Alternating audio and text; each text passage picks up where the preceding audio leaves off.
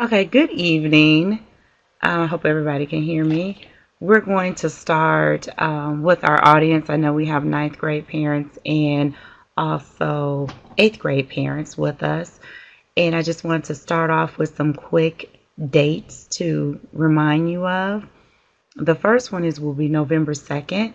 And for those students that are eighth graders in our district, they'll be taking the PSAT 8-9 test. That test will be administered during the day on that school day. So it will approximately start in the morning and it will probably end around noon, between noon and 12:30. And that test is basically, I like to call it the baby SAT, and it gets the students prepped for the SAT test that they will take their junior year. And this test will focus on two areas that they'll take, three actually: the evidence-based reading test, in addition to they'll have a writing component on there as far as grammar and sentence structure, and they will also have a math section on there. That test can really be looked up under our College Board account, and we're going to talk about the College Board account and how to sign up for a College Board account if your son or daughter is 13 years or older, first with a College Board account. And again, the test is also will be on a 3-digit as far as scoring system, and it's still on the same scale as the SAT, so you can kind of mirror and see where your student will face, some of the pluses and minuses when they take the actual SAT test, areas of strengths and limitations that they'll have. And that's what we will be taking on November 2nd at your local. Out of the 3 middle schools, you'll be taking that on the November 2nd at 8 o'clock in the morning.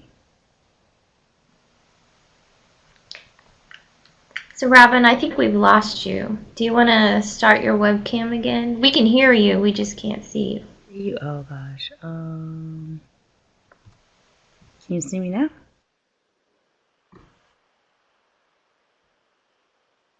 Yes. You can see me? Okay. Okay. So everybody can see me now? Yes. Okay.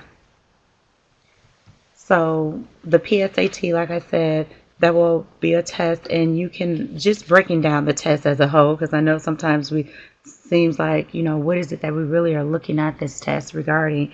The reading test, you're looking at approximately 42 questions, and your son or daughter will have 55 minutes to complete that section. So if you look at it as you're almost talking about less than a minute per question, approximately just a little bit of a minute and some seconds per question. And the thing that we want to be familiar with is those testing strategies and how to go about reading the question first before you read the passage. It's unlike the STAR test in the sense of you're not going to have a lot of time to annotate on the side and make notes. More or less, you really have to kind of dive into there. One of the testing strategies is really looking at the question first and then diving in and looking for that particular information. The writing and the language section of the test, you'll have 30 minutes to complete 40 questions on there. So that's a little bit less time, but more questions. And like I said, that deals with the grammar section and the sentence structure. Your math section will actually be 60. You'll have 60 minutes. One will be a calculator component and one would not be a calculator component, but there'll be actually 38 questions that you'll have to complete in that particular session. So you're looking at roughly almost about, give or take, 145 minutes. If you round it off, by the time we do test prep and everything, preparation for the test, about 2 hours. And then we will go on to showing our College Board how to log in there. Our College Board, if you will see, looking over to the left side of the screen, you will see where it has password and username. And what you're going to do here, you're going to click on sign up. And the College Board account is free, and like I said, as long as you're 13 years or older. The beautiful thing about this is once your son or daughter take that PSAT 8 test, they will actually have access to their scores straight on College Board, which will also link to Khan Academy.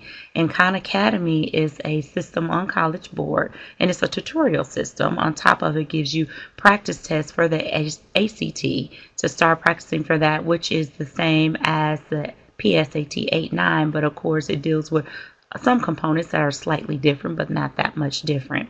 You'll also, in the College Board account, if you go into the test and look at the PSAT 8-9, you will be able to see the benefits of the test, how to get ready for the test, also how to access your scores when they come back, and the inside of the test, which I kind of gave you a brief synopsis of what the test can consist of. If you are ninth graders, you have already taken this test, but you can take your score and compare it and start preparing for the PSAT 10. The PSAT 10 will be given your sophomore year, so that will be next year, and that particular test, the same scale as the PSAT 8-9, but now you get to see how well that you grow from the PSAT 8 when you took it in 8th grade to now 10th grade. This test is a little bit more valuable in the sense of that this gives us our AP potential. On this test, basically, once you take the test and the test generates what classes that they will recommend you for AP classes when you hit your junior year. And that will also be on the test when you finish those results. What we also do is from this test, we take those students and allow our students to be able to look into the PSAT National Merit Scholar by looking at the top score students that have scored in that area and actually allowing them to take the PSAT National Merit Scholar their junior year. Our district, in addition to that, they purchase the SAT. So also their junior year, after they take the PSAT 10 and look at their areas of strengths and limitations and practice it, they can start preparing for the SAT, the actual SAT, which the district pays for every junior in this district to take the SAT, and which we call that the SAT school day, and they will take that test during the school in the spring of their junior year. Now we will move on to what does it look like, where should I be, and the direction that I need to go. And we're going to move on to our post-secondary checklist and what that checklist looks like. I am going to go down the checklist, and parents, this is I kind of made it whereas you're going to get the big picture of everything of what you need to look for, and this checklist will also be available. We'll put it up on the website so you can also have that accessible on the website. The first thing is that we talked about on the checklist is the College Board and making sure that you created an account. And you notice in the columns I put complete, in progress, and need assistance. And that's to allow you to let you know and keep you tracked on what areas of growth, or hey, I did this, congratulations, or I'm in progress, and putting a date or finish date on that, or things that you have questions about, and that's that third column, need assistance. When you're looking on the College Board account, they also have a feature that's called Big Future.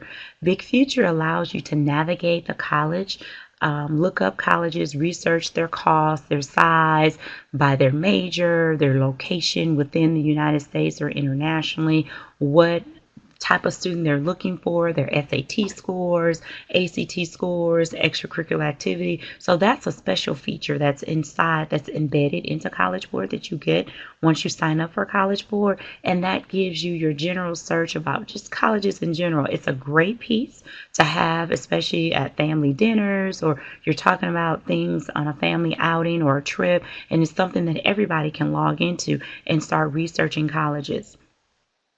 The second feature is Khan Academy. Khan Academy is a feature that's also embedded into College Board, and it's connected. So now Khan Academy will take your PSAT scores 8-9, your PSAT 10, and they will marry them in the system of College Board, and they will set up different tutorials to help you work on your areas of limitations, and also how to strengthen those other areas. It comes with all the subject areas in all 4 contents that you can think of, all the way to trigonometry, calculus.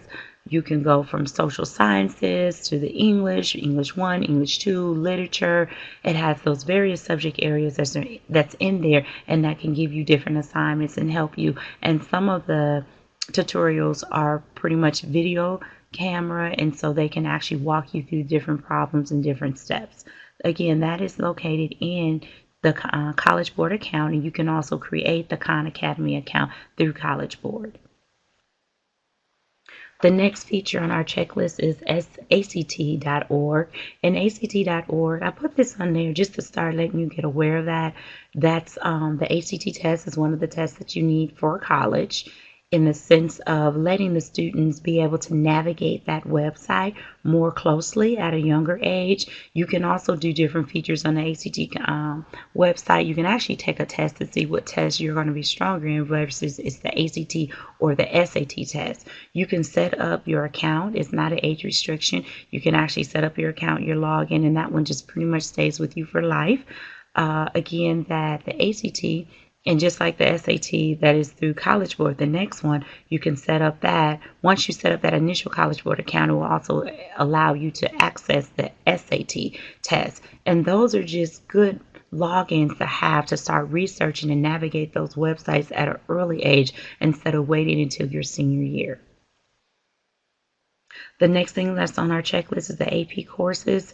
We have pre-AP, of course, in the middle school, and we also have, and if you look on the website, that's the icon that you can use for AP. It's also on the College Board. It's embedded on a College Board account for the AP courses. You can click on there, and it's also called Student AP.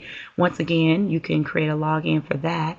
It has tests, it has tutorials on there, it has resources, what colleges accept what AP courses, what do you have to score in that course, and these are courses that you can talk to your counselor about, whether or not what is the best course for you for that AP. We take our AP courses starting literally, you can start your freshman year with our first course, which is called AP Human Geography, and then moving to the second course, AP World History, and then the majority of the AP classes are hosted your junior and your senior year.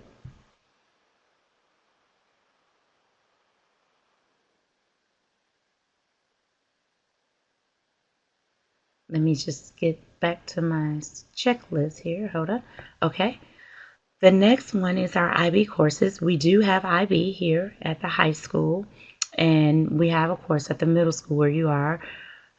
The IB courses are also available. IB courses, they will start your sophomore year, so we have that on our website for those who are interested in the IB courses. IB is similar to the AP courses in the sense of it still gives you that rigor, and that's what the colleges are looking for, the rigor as far as on the IB course on your transcript. And when we're talking about our transcript, what colleges are looking for is how many IB courses did you take, or how many AP courses did you take, or dual credit courses that you were able, or your school allowed you, offered, and what classes did you take advantage of. And we really want to start making sure that we have a variety of rigor on our transcript. The next area is our CTE, and those deal with more of our career technical education courses, meaning that you can go on a pathway, different pathways, as far as the medical pathway, the STEM pathway, the business pathway, or the fine arts pathway. And we have classes that are embedded in those pathways that help the students either get certifications or specialized training in that area. We also have our aviation pathway, in addition to our automotive pathway too, that you can take advantage of. And those students, they are currently taking dual credit courses within that pathway, and we have culinary as a pathway, and also our cosmetology program. You have students that are interested in those pathways. And after the end of those courses, they do get certification, and they can actually go and work in the industry with those different licenses and certifications. We also have our collegiate magnet program for those parents that are going into the 9th grade next year. The application will open in January. The application will actually open in late December. With our early college and collegiate magnet program, they'll be showcased at our magnet fair or parent academy, which will be held November 14th, and you're more than welcome to come out to our magnet showcase, and you'll learn more about the collegiate magnet program in early college. Collegiate magnet program, for those students that are accelerated, they do look at the PSAT scores that your child takes in 8th grade. Early college, we look at it holistically. It's a application, and those kids, that is a actual cohort in school within a school. You also have advantages of the early college because certain colleges, they have scholarships that are earmarked just for early college students.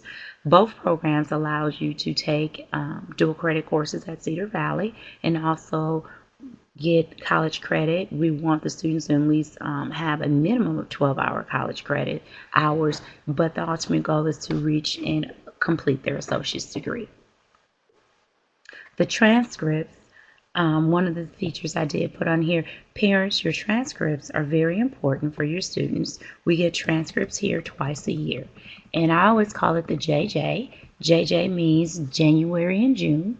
That's when the transcripts will update. So as a freshman, you will have your first courses and first credits on your transcript in January. That's when the transcript will come out. Parents, I ask that you request for an unofficial transcript and then also request for another transcript at the end of the year. You always want to have 2 transcripts each year and check over that and get an appointment with your counselor to make sure that you got the correct credits on there, the courses are on there correctly, and you always want to make sure that you're on target to being to be classified for that next grade level. So that's going to be very key. Most of students, sometimes they don't realize what the transcript is or get their transcript come their senior year and they notice that, oh, it may have been a mistake or you didn't get a credit for something. So that's why we want to start early and start being aware of those transcripts and the importance of the transcript. The next thing is, like I discussed, is our dual credit courses. Within the dual credit courses, you will have to go through your counselor, your dual credit counselor for that to sign up for the dual credit courses. And those are the courses that are actually taken. Some of them are taken at Cedar Valley, and then some of our teachers here on the campus teach those dual credit courses. You will have to take the TSI test, and we'll talk about the TSI test and how that's tied to those dual credit courses when we get further down the list. On the transcript, you will have your GPA. One of the GPAs will be the weighted GPA. The weighted GPA, what that means is, think of it like this. If I have a scale and I got extra points and extra goodies because I took AP classes, dual credit classes, or IB courses. So those courses, you get more points in those particular classes. In other words, your A is valued 2 or 3 more points more than a student that just took a regular English class versus a student who took an IB or dual credit or AP class. Now, the weighted GPA, what we use for that is to rank the students and among, as far as the top 10%, first quartile, second quartile, and that's the purpose that those weighted GPAs are important far as for valedictorian, and also colleges use that to get into their universities. The unweighted GPA is just as important. Now, the unweighted GPA is very important too because the unweighted GPA, which is on your transcript, will be called the college GPA. And on the college GPA, that's the one that the colleges will look at far as for scholarship purposes. So if you want to think of it this way, my weighted GPA gets me into college far as ranking purposes. If that particular college is, you know, admit students on a quartile, who's in the first quartile, who's in top 25% quartile, 50% quartile. But my unweighted GPA is important because that's the scholarship purposes. Now, why do I stress the difference between the two? Because a lot of the time that we will take IB courses, AP courses, and dual credit courses, and your child may come home, well, mom, I got a C, but my C is higher than the other person's C, so I'm okay. Well, yes, that is true. That is true. But when you are on the unweighted GPA and they strip you of all those points, those C's that you got in the class, which I always like to say a C of C's will kill your GPA. So we want to make sure that when we are taking those AP and those dual credit and those IB courses, that we are producing like those A's and B's. If you have to get a C, remember every C that you get in a class, you will definitely need to make an A to make up for the points that you lost for that C. So we just want to be very careful when making several C's in weighted classes. Your class rank as far as your number, your quartile, that's also on your report card. Not the report card, excuse me, the transcript. And so you definitely want to make sure that you look at that. Your quartile, look at it this way. If you have 4 years in high school, you only apply to college on the first 3 years. So that means coming into your junior year, that's it. This is the last year that you can make an actual impact, a difference, because at the end of your junior year, when you request that transcript in June, you will apply to college based upon what's on that transcript. A lot of people like to think that, oh, I have my senior year, I can just do better with my grades. No, it's too late by then, because of the fact that you already, your GPA is already calculated, your class rank is already calculated, and you're getting ready to apply to colleges in August. And you're not going to wait until January of your senior year to apply to colleges. Hopefully not. So that's why you have to look at it as, I have my freshman, my sophomore, and definitely my junior year to make a huge impact on my GPA, the weighted, the unweighted GPA, and my class rank. The next one is your college visits, making sure that you are visiting those colleges. And parents, just visit the ones in the DFW area. And I'm including the Fort Worth area. There's great schools in this area. Please take advantage of their Saturday sessions that they have. Sometimes they have specials that you can come and look to the campus, or they may have a particular college that's open, meaning the College of Engineering is doing something, special. Make sure you take advantage. The more college visits you do at an early age, the better your decision and the more smooth of a process it will be come your senior year. Your essays, the next section, your essay writing and your scholarships. A lot of scholarships require the essay component, and this is one area that students, it's essays. Start looking at the essays. And when I say start looking at the essays, look at the essays in the sense of, this is my writing piece, and I have created an essay booklet that, I have a nephew that just went off to school, but before he went off to school, from 8th grade year, we start collecting different essays and start collecting those scholarships and everything that you need for that particular school. And you have your scholarship binder. So when it comes to your end of your junior year, you already have tagged the scholarships that you're going out for. Usually what happens is that we wait into our senior year and say it's a scholarship that, oh, I really want to do this scholarship right here, and oh, it's $10,000, but you're not in that quartile, or you don't have that GPA. Whereas if you would have started like 8th grade and actually pulling those scholarships, you'll know exactly, and being more purposeful of what scholarships that you're aiming for. So every time that you sit in that classroom every year, you know exactly the GPA that you have to have, or the SAT or ACT score that you'll have to have. The military, we also promote that. With our military, there's an ASVAB test that the students take. For those are the students who are going the enlisted route, and that test is it's kind of like the SAT and ACT, but it has every different factors on it, like mechanics and some electronic features on there. The students still have to make a certain score on that one. We really like to, we push a 60 and above to make that score, because that determines the type of career that you'll have starting off in the military. We have all 5 service branches here for the students to come and have that conversation with those recruiters. Actually, this Thursday, we're having a military night with our recruiters, so parents can come in and ask all the questions. And one of the things I'm really passionate about all of it, but I'm passionate about this piece is because it's a taboo piece that, we think of military, ooh, I don't want my baby in war, but you have to think of it beyond that. You have to think of about opportunities, careers. A lot of these students, they decided that they didn't want to go to college. Not that they can't go to college, it's that they want to start a career right away, and some of them just want to start or travel. So the military affords them that opportunity, and also it will also afford them the opportunity of going back to school or during school while they're in the military. So we don't want to forget those opportunities. Some of our students, they decide to enlist and they give them a scholarship to go to college, and they do their 4 years in college, then go and serve their 4 years in that branch. But when they serve the 4 years in the branch, they're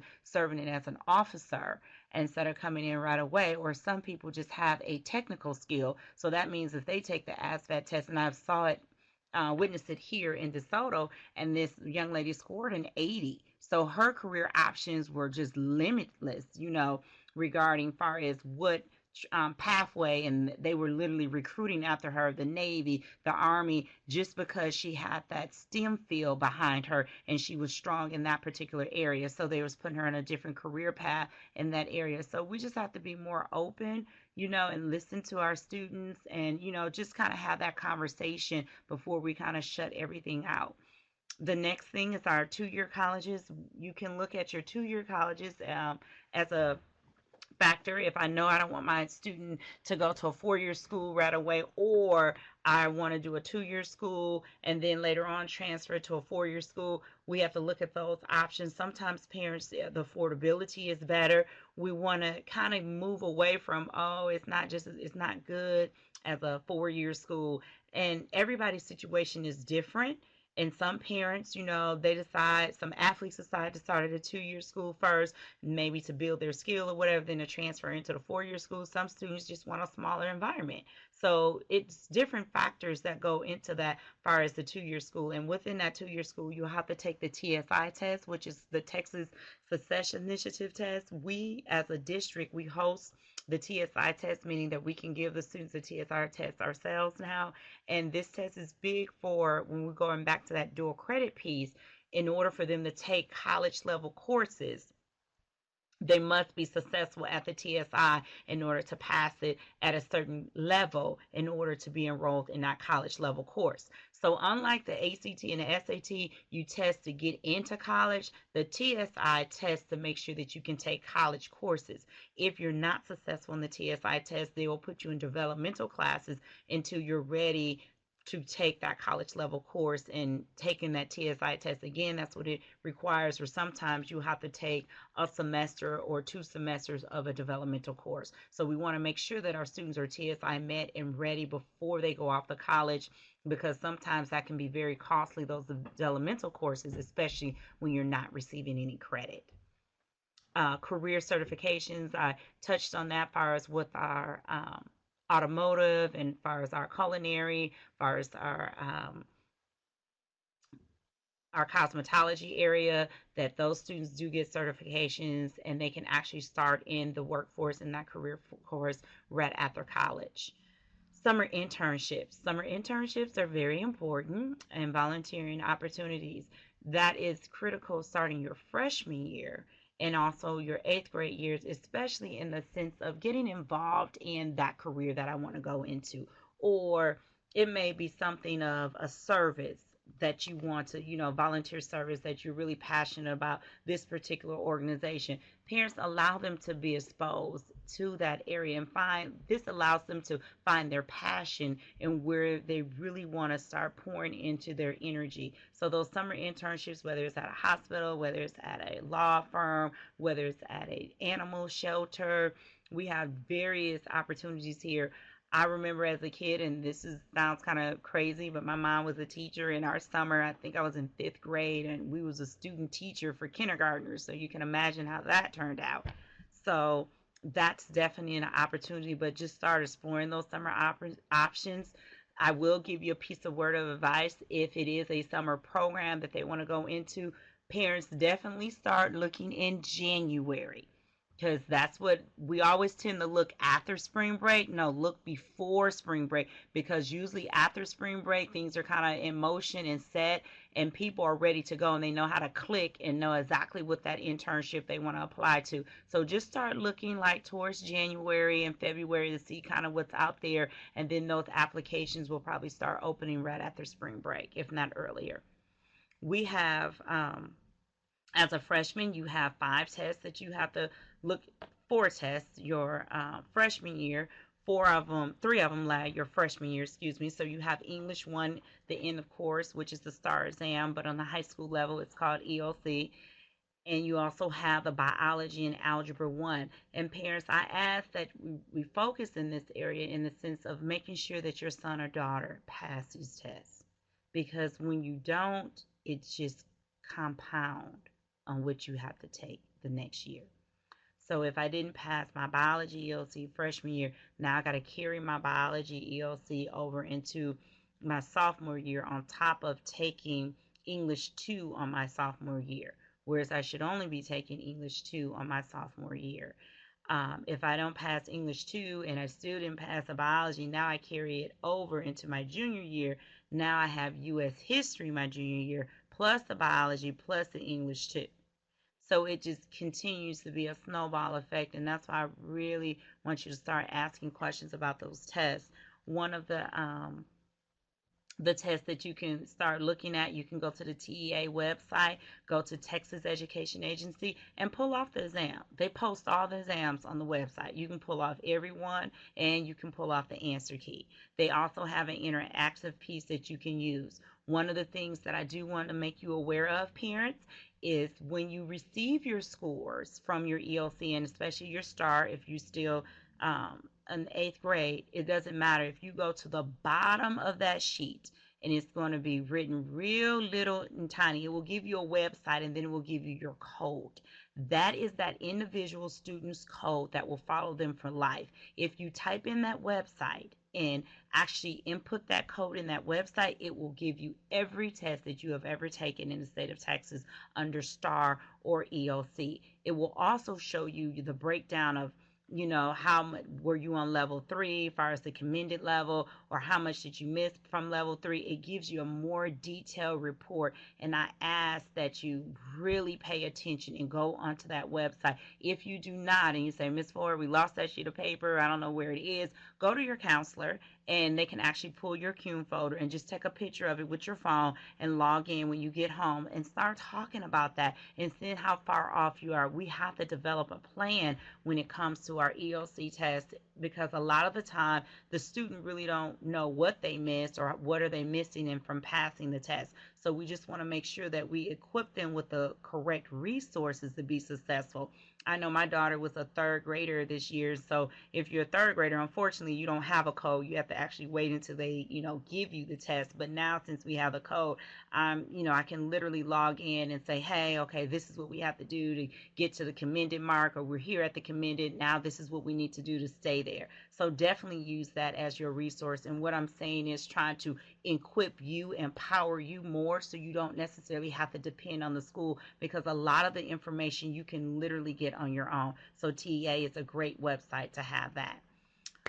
The next piece is check for your completed courses, and that's in the sense of making sure you get your credit for your courses, know what courses are a 1 credit course, meaning you get half a credit one semester and the next half the other semester. Also, this is rolling into the attendance piece. In school, it's per class. So it's not like elementary. You drop them off, before 10 o'clock, then you can pick them up after 10 o'clock. You still consider it, present for the whole day. High school is different. Middle school, in the sense of each class there is a attendance in. And so if you have too many absences, the district, it's not a district policy, it's a TEA policy, and it's a state policy that we will have to file truancy on your son and daughter. And so that includes, you need to really start watching your absences. What I will encourage you to do is get Parent Portal. Go to your school, your counselor, and sign up for Parent Portal, and making sure that comes to your phone. My daughter's, hers come to the phone every day. I literally know, even though I know I dropped her off, but I just want to check and make sure that, because people make mistakes. So we want to just check and make sure that we stay up on the attendance, and also making sure that we're getting the credit, because if, say, your child has an A in the class, but if they miss so many days, now it's called an NG, which is a no grade. That's what an NG means, because you have too many absences, and then you'll have to go to attendance school to make up for all those absences. If your son or daughter is absent, make sure that you have a documentation. Always bring the doctor's note in. You have 3 days to produce that doctor's note. So make sure you have a doctor's note, scan it. I would prefer for you guys to scan it, because at least you will always have a copy, and you can email it into the attendance office. So just make sure that you keep up with your files, because senior year, that's usually when everything catches up with you, and come to find out that you're 20 hours, short as far as attendance, because you had tardies and you have to make up 20 hours. So definitely just continue to check on that attendance piece. Your 4-year school, your 4-year applications, there's 4-year applications and 2-year applications, and this is where you can, in community colleges. And let me just talk on the community colleges first. We talked about the 2-year schools, but community colleges, I'm an advocate of the community college, for the cost, most definitely, but more and more community colleges have partnerships with four-year institutions. And I can tell you, for example, Texas A&M is one. Texas A&M, College Station, they have decided to reach out, and this is going into their second year. They have an engineering academy at El Central College. And what that means is they have professors from Texas A&M that teaches that small cohort, because they take like about 150 kids. But you still have to apply through El Central and Texas A&M to get into the program. But the beautiful thing about it, you pay all El Central prices, but you have all rights to Texas A&M. So that means their football games, anything that goes onto a campus, you are still considered a Texas A&M student, but you're paying El Central prices. So let's look into those community colleges and the different partnerships that they have. And you can only imagine the cost, because now you're going to the community college. So one may say, well, who pays for it? You can turn around and get a scholarship, which the Dallas community colleges have several scholarships that are full ride that you can have for in those 2 years that you're there. Because in that Texas A&M program, you're only there 2 years, and then you are directly linked into the engineering school when you transfer over to Texas A&M for the last 2 years. So I want to just make sure that we have information and those resources about those opportunities for community colleges advantage. There's also the huge scholarship that they have, which is called their Rising Star Scholarship. And that Rising Star Scholarship, it covers everything, full tuition and everything. So make sure that you take a part in an interest in that Rising Star Scholarship. The next one are four-year colleges. As you know, let me just reiterate, each four-year college in the state of Texas, they do a really good job of just stating the requirements. And one thing I really want to stress in this meeting this evening is, parents, I really want you to understand the requirements of getting into a school. And one of the things that's going on my fourth year here in DeSoto is that I think, we say we want to go to this certain school and everybody's all on board, the whole family, but we don't have the qualifications to get into that school. And let me just say something. For example, like Texas A&M, it's a top 10%. So Texas A&M, they look at the top 10% and that's all they admit. Now, there are other opportunities and ways to get into the school. Absolutely, yes.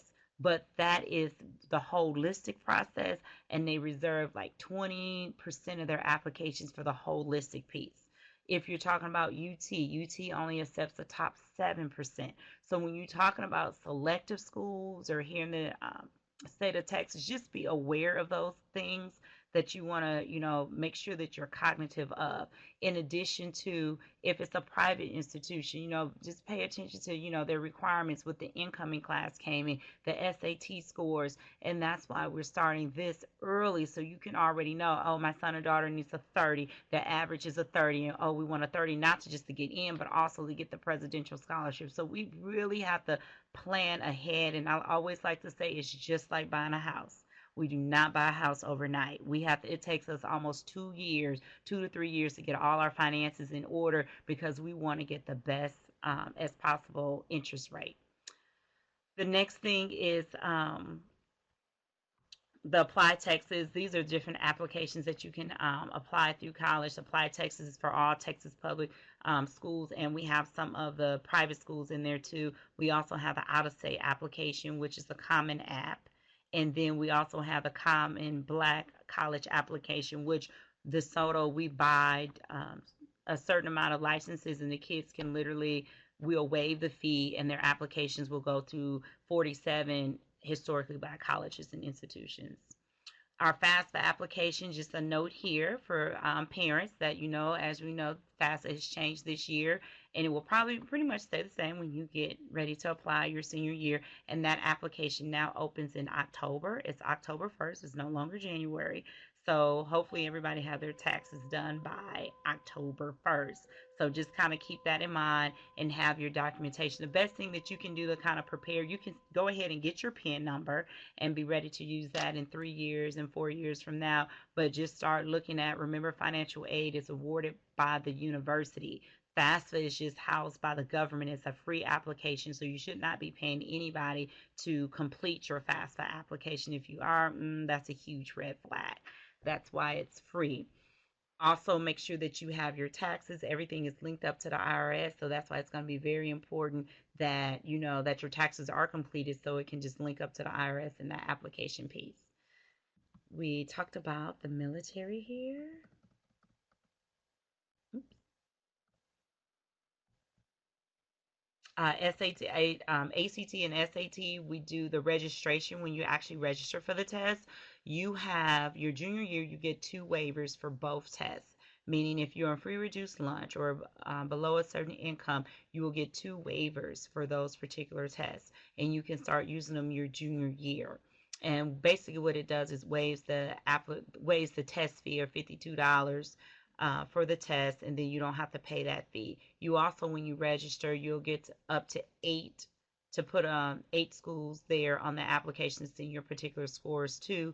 And SAT, it will give you waivers, college application waivers, which, as you know, the college applications can be pretty pricey. So you definitely want to take advantage of that for the SAT and the ACT.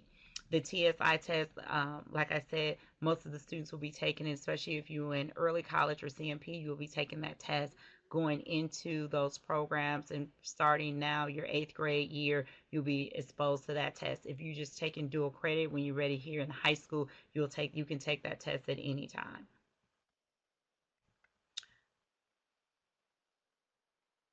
And let me just touch on the admission status as you apply for schools. Let's just be aware of your admission status and the things and those documentations. Parents, the reason I really put this on here, because the school will be communicating with your son and daughter, not you, and by law. And so we really want to make sure that we stay current with our emails and really see the process of where we are in that admission status. Because a lot of colleges, and they say, Miss Ford, we've been waiting for the kid to email us back, so we have to give the scholarship to someone else just because the student didn't pay attention to their email. So we definitely want to make sure that we look at that. And also goes in the application process and the housing fees, and making sure, because some colleges it's mandatory for freshmen to stay on campus, some colleges it's not. So that's one thing in your college search you definitely want to look at, and making sure that what are the requirements for freshmen to stay on campus. Here at DeSoto, we have college advisors. One of our advisors, her name is Miss Sargent. She works with all the students. She's out of UT. She's a graduate from UT, so she works for UT Outreach, and that program gives students scholarships by applying to that particular program. It doesn't mean that you have to go to UT, so she services students in other ways, as far as college applications, SAT waivers, counseling, also essay writing too. We also have another counselor, which is Miss Moss, and she runs our Go Center, and that's where your son or daughter can go and apply to colleges, research for colleges. And let me just say one thing about our Go Center. A lot of people have an impression that it's only for seniors or juniors just because of where it's physically located in the high school. That is incorrect. Parents, you are welcome at the Go Center at any time, and students, it's for all students. You can come in and research, get more information about a major, and they're a wealth of a knowledge. I am here and usually in the Go Center when I'm able to be at the high school. But definitely make sure that your son or daughter is exposed to the Go Center. You can also come at lunchtime or have a pass from that teacher and come, and you can definitely get that counseling, one-on-one counseling. Parents, what I will ask you to do is keep in contact with your counselor. I expect you to at least touch base. I put once a week here. That may be a little overwhelming, but let's just put it like this. They shouldn't be like, well, who is that? So make sure that you're touching bases with your counselor. Yes, they are, making schedules and advising students, but just touch base if you have a question, if you need something as far as your credits, your classes that they're taking, just touch bases with that particular counselor and try to pop in at least twice a semester, so they can put a face and a name together. We also have a special feature called Signalvine Texting. Our seniors are accessible to this feature, meaning that they will be text through the whole college process, all the way to the first day of class in college. From the application process, from FAFSA, from housing, from selecting your classes, from TSI, from ACT, SAT, from your advising schedule, name it, everything. It's like your big brother all the way to the first day that you step foot onto that college, into that first college course. I encourage parents, as far as when we talk about our major and our career pathways, a lot of students say, oh, I want to be an engineer, and I think that's absolutely great. But let's just make sure that we have the correct courses to be an engineer. one of the things is that the colleges are asking for calculus ready, and that means that they want the kids to have that higher level calculus before they enter into their engineering program. So the only way that you can reach the calculus level, as far as the AP calculus, what our high school teacher teach here, is if you start with that 8th grade math. So that's going to be very important for parents when you're looking at that field of engineering, and just dive into far as the courses that they're looking for and the qualifications.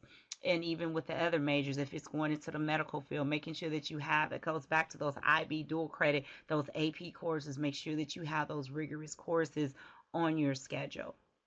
The college, the last couple features here that you see, these are all great websites that you can go to and research colleges and see their graduation rate, search their majors, what things are they known for, the atmosphere, their environment. So these are all websites that you have accessible ability to, that I put on here, that I thought will be very helpful as far as to navigate, the process. And just put them on your phone, and you could just be in the car. And I know I'm just maybe a college, geek, but just start having that conversation. The more conversations you start having, the better off it is with your student. The Go Center. Someone asked about the Go Center. I hope I answered that.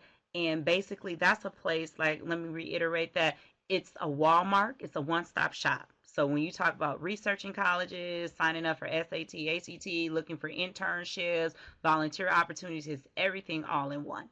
And that's the center where I say it's located here in the high school next to the senior suite. That's on the front side of the building on the 1600, the Eagle Drive part when you first come in the building, and just ask for the senior suite. But that's an area that they can definitely go into and ask questions. And like I say, our advised Texas counselor runs that area, and her name is Ms. Moss.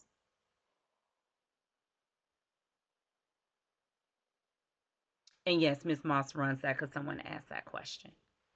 Are there any questions? I tried to sum it all up rather quickly. We have a question on how important is it for a high school student and its endorsement. Okay, that's a loaded question. Each student is required to have an endorsement when they enter high school. That is a state mandate, part of the graduation requirement. And whether it's STEM, health, fine arts, business. So there's 5 endorsements, and DeSoto offers off 5 endorsements. Now, the question is, let me just give you a scenario. So say I'm in the health endorsement, and say, I took my career cruising survey, and it said, hey, I'll be really a great nurse. So you go into that endorsement, and you take the classes, and say you're on the pathway of getting, the certification. I think that's absolutely great. So some people will take the pathway to get the certification. They'll stop there, and now they'll begin their career. Now, for those students who want to go into nursing school, now you need to look at your core courses that you're taking. So in other words, if you're saying to Ms. Ford, I want to go into the nursing field, I'm going to expect you to have AP biology, AP chemistry on your particular course schedule, to actually see, to make sure that the colleges see that that you're serious, and that you have the capacity of really hanging in and taking college level courses. So yes, the endorsement is important, but also you have to ask yourself, what are you doing in that endorsement? Is that somewhere that you see yourself pursuing that particular career?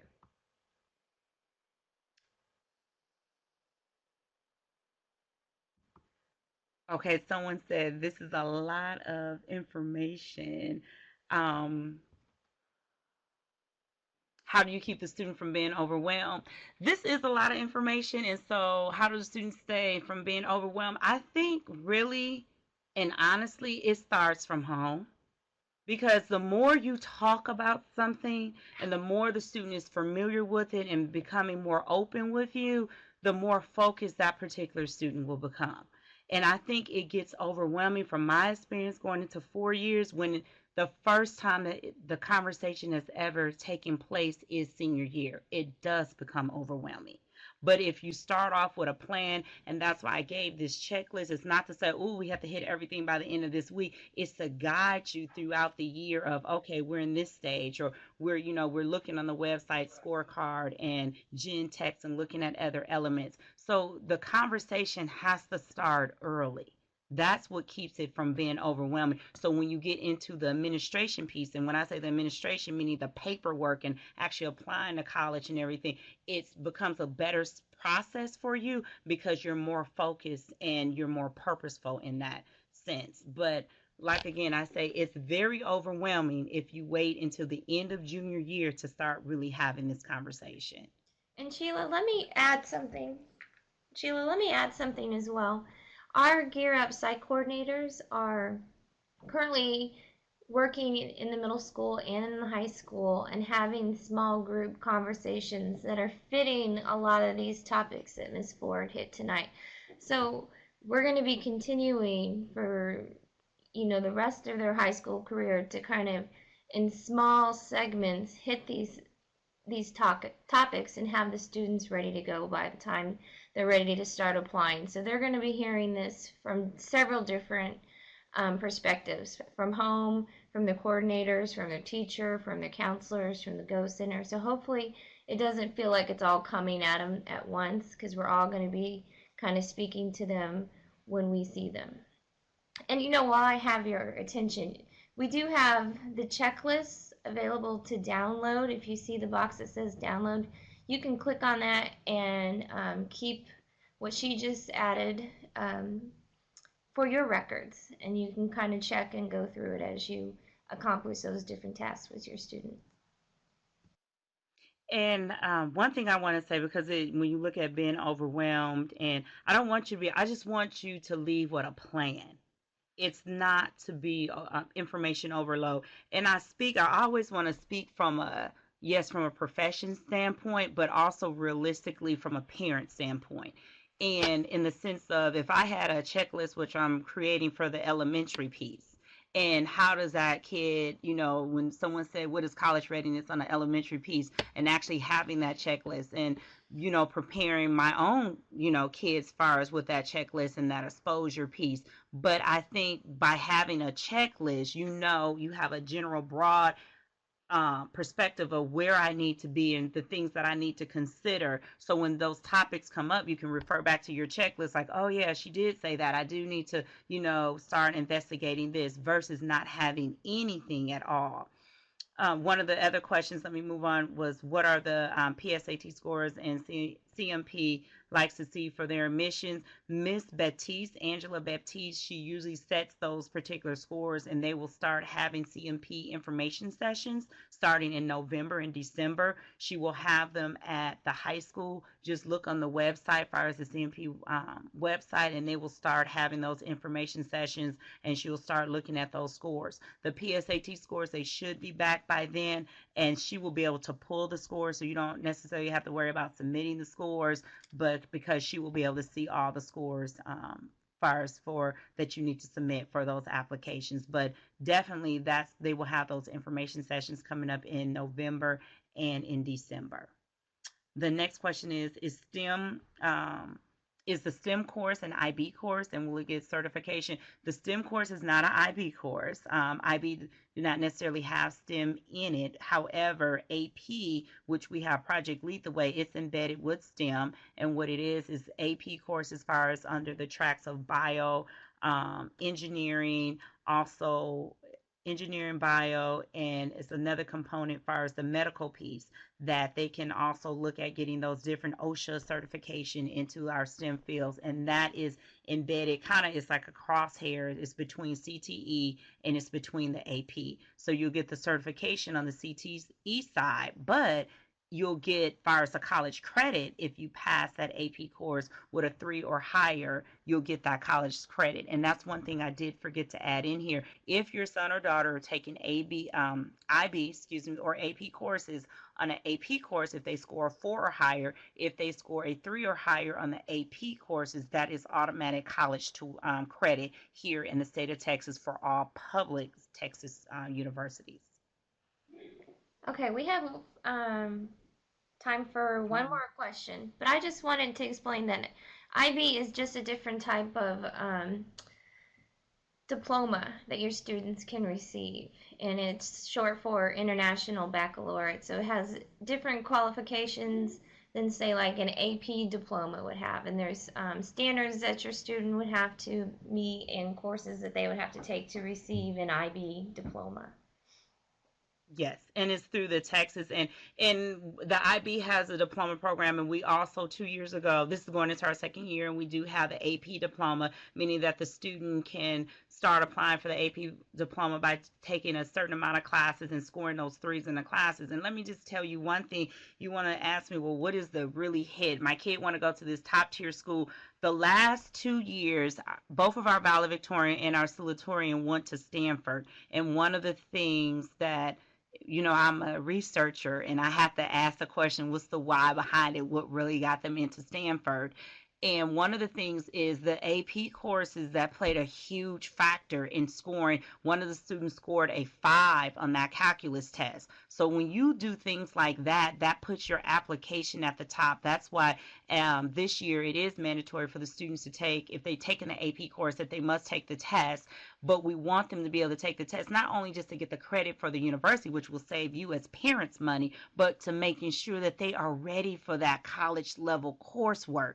That's where you get the bang for your buck. Most of the students this week, they were on fall break and they came back, whether it was from Morehouse, Spelman, our community scholars, and I'll talk about that before I leave tonight. They're saying, that course, that calculus course, that took them over. They're ready, they're prepared, and that's the feedback that we want to hear. And we also want to hear the feedback of where we need to improve in as a district. So those courses, they really do pay off, parents. One of the, in closing, we asked about our TCU Community Scholar. We have partnerships, and our partnership is with TCU. And one of the things is with TCU, our students are eligible for the TCU Community Scholars. This Community Scholar is $250,000, all 4 years paid for, including an opportunity to go abroad.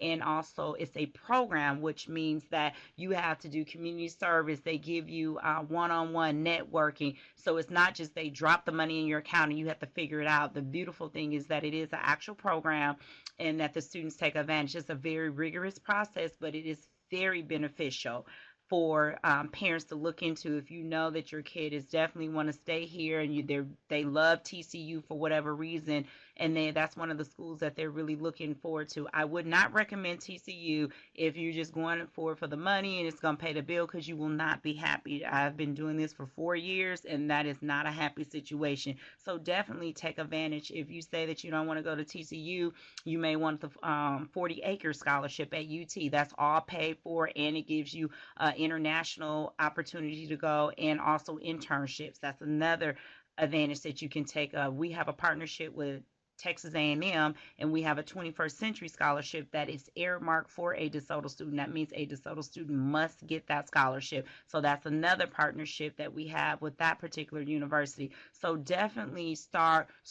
looking at the scholarships. If one person can say, well, Miss Ford, where should I start now? Start with the conversation of where your kid wants to go and what they want to do. Whether it's the military 2-year, start that conversation now. And once you find that out, go directly to that website and look at those scholarships and start definitely mapping your road out to get that particular scholarship. The people that went to Stanford, they didn't wake up senior year and say, oh, I want to go to Stanford. This process started in middle school. So start now if you know that that's what you want to do. And that's the final advice that I would definitely give you. So we had a question about a website. I'm not sure which topic. The scholarship website, maybe.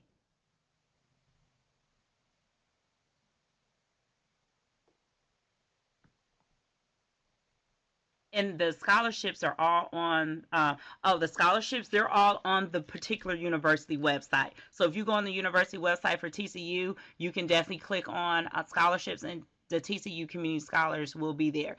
The TCU Community Scholars is only 10 high schools in the DFW in the state that is part of this scholarship program. So that one is actually on their website. Also, UT, you can go on their scholarships, and it's called the 40 Acre Scholarship. So each university has a tab. It may say scholarship, it may say financial aid. Just hit on that tab, and it will give you the list of those particular scholarships. We also have what was one of the websites that I just researched today was called the Youth Financial Literacy Foundation, and it's a program. Basically, it's based on your SAT scores or your SAT scores or how well you write an essay, and their first prize is $25,000. So that's another website that you can look at for the scholarships, and our scholarships are also posted on our website too under the high school site under counselors. And I hope I didn't overwhelm you. I'm sorry. It's always good information. And if you have any other questions, like I said, we'll have more parent meetings and college readiness meetings. So you're more than welcome. I also send out emails weekly. So make sure that you're on my email list and just check in that particular, if you're in a high school, just check on that particular high school suite, grade level suite, to make sure that you're a part of it. Okay, thank you, Robin.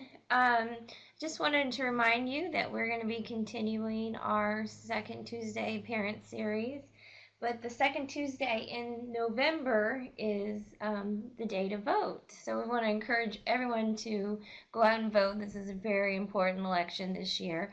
So we're going to push up our Tuesday series to November 1st, and we're going to be talking about some of the financial programs that you can start to get your student ready and keep your costs down in the future when they actually attend college. So I'll be getting that out to you by October 18th so you can start to register and make plans to visit with us again. I want to thank you all for joining. I will leave this slide open just for a little longer if you wanted to make any downloads, and then I'll close off by 8 o'clock. So thank you all for coming. Thank you.